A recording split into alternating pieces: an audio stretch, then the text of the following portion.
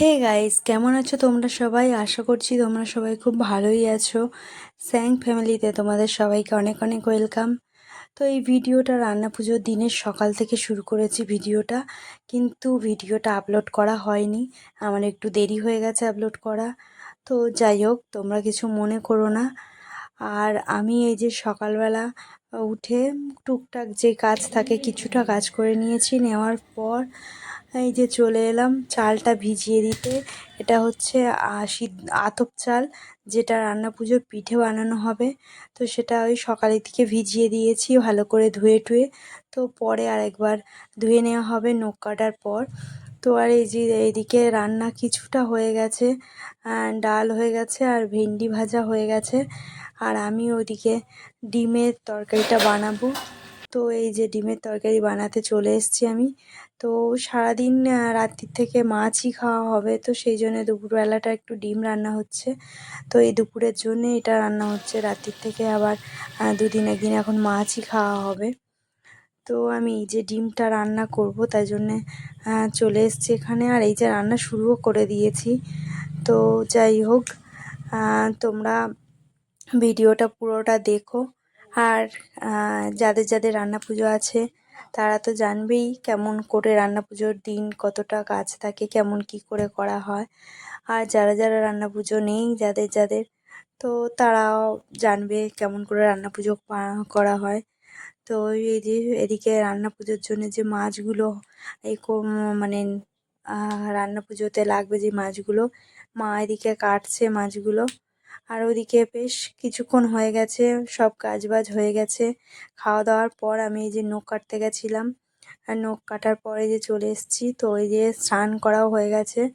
তো তারপর এবার চলে যাব চালটা আরেকবার ধুয়ে নিয়ে, চালটা এবার গুঁড়ো করতে হবে। তো এই যে চালটা আরেকবার ভালো করে ধুয়ে নিই, কারণ তখন নখ কাটার আগে ধোয়া হয়েছিল। তো আর আমাদের রান্না পুজোর দিন নখ কাটতে হয় যে। তো এবার চালটা আরেকবার ভালো করে ধুয়ে নিয়ে জল ঝরাতে দিয়ে দিয়েছি। দেওয়ার পর একটুখানি অল্প কিছু সবজি আমি কাটছি, তারপর আমি চালটা গুঁড়ো করার জন্য ওখানে যাব। না হলে পিঠেটা বানানো অনেকটা দেরি হয়ে যাবে। আর বাদবাকি সবজিগুলো যা আছে বড়দি কেটে নেবে এখন। আর একটু চাটা বানিয়ে চা টা খাওয়ার পর যাওয়া হবে, আর রান্নাটা শুরু হবে। কারণ অনেকটা সকাল সকাল সব খাওয়া হয়েছিল, তারপর সব গোছগাছ করার পর আমরা সবাই নখ টোক কাটতে গেছিলাম। কাটার পর স্নান করেছি। তো সেই জন্যে এবার বড়দি এখানে ভালো করে নারকেলগুলো ধোয়া ছিল, তো ভালো করে ধুয়ে রেখে দিয়েছিল। আর এখন এই ফাটিয়ে নিচ্ছে। তো আর এই নারকেলের জলটা আলাদা করে রাখছে, তার কারণ হচ্ছে নারকেলের এই জলটা দিয়েই আমাদের যে মুসুর ডালটা সিদ্ধ বানানো হয়, তো সেটাই এই নারকেলের জলটা দিয়েই বানানো হবে। আগে থেকে এটা হয়ে আসছে, তো আমরাও এরকমভাবেই দেখে আসছি, এরকমভাবেই বানানো হয় রান্না পুজোতে, ওইটাতে দেওয়া হয়। তো আর নারকেলগুলো তারপর কুড়ে নেওয়া হবে। আর আমি এখানে চলে এসেছি চালগুলো গুঁড়ো করার জন্যে। তো চালগুলো গুঁড়ো করা হয়ে গেলে আমি ওদিকে পিঠে বানাতে যাব। কারণ পিঠে বানাতে প্রচুর সময় লেগে যায়, একটা একটা করে যেহেতু হয়। তো পিঠে তো আর একসঙ্গে অনেকগুলো দেওয়া যাবে না, যে তাড়াতাড়ি করে দিয়ে সব তাড়াতাড়ি করে তুলে নেব। তো একটা দুটো করে যেমনভাবে দেওয়া হয় ওরকমভাবেই দেওয়া হবে। তো সেই জন্য পিঠেটা বানাতে অনেকটাই রাত হয়ে যায়। সব থেকে দেরি হয়ে যায় মানে ওটাই বানাতে, সব কিছু হয়ে যায় কিন্তু পিঠেটাই শেষ পর্যন্ত হয় না। তো সেই জন্যে এবারে ভাবলাম পিঠেটা আগে শুরু করে দেবো বানানো, যাতে করে তাড়াতাড়ি হয়ে যায়।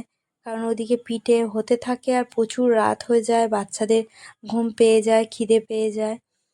তো সেই জন্যে এই যে আমার চালগুলো গুঁড়ো করা হয়ে গেছে। আর এইটা চালের যে গুঁড়োগুলো থাকে, যেগুলো পুরো গুঁড়ো হয় না সেইগুলো, ওগুলো দিয়ে কলা বড়া হবে। তো আর এখানে যে সবজি সব কাটা হয়ে গেছে, এই যে বেগুন আছে, আলু আছে, ঝিঙে আছে, পটল আছে, ঢ্যাঁড়স আছে, চিচিঙ্গা আছে, কুমড়ো আছে, বা আরও অন্যান্য আমাদের যেগুলো লাগে ওগুলো ভাজা হবে। আর এইগুলো হবে চাটনি একটা বানানো হবে, তেঁতুল দিয়ে অনেক কিছু দিয়ে এটা একটা চাটনি হবে। আর ওই যে চালটা, আর এই যে মুসুর ডাল নিতে হবে, আর এই যে পায়েসের জন্য কাজু কিশমিশ ভেজানো হয়ে গেছে। আর মা এখানে চলে এসছে, ওই যে ঠাকুরের যে ভাতটা বানানো হবে, তো সেটাই একটু অন্য হাঁড়িতে করে অল্প করে বানানো হয় ঠাকুরের জন্যে, আর সবাইয়ের জন্য একটা অন্য হাঁড়িতে বানানো হয়, বড় হাঁড়িতে। তো ওটা শুরু করছে, তখন আমি এই ভিডিওটা একটুখানি করে এসছিলাম, তুলে নিয়ে এসছিলাম। তো আর এই যে আমি এখানে ফার্স্ট ওই যে চালের যে কচাটা থাকে, মানে চাল যেটা পুরো মিহি হয় না, সেই গুঁড়োগুলো দিয়ে আর একটুখানি চালের গুঁড়ো অল্প করে নিয়েছি, নিয়ে কলা দিয়ে মেখে, ওটাকে কলা বড়া বলি আমরা। তো ওটা বানানো হবে, আর ওটা বানানো হয়ে গেলে এই যে আমি পিঠে একটা একটা করে দিচ্ছিলাম, আর যেই ফুলে উঠছিল সাইড করে দিয়ে আর ফের অন্য একটা পিঠে দিচ্ছিলাম।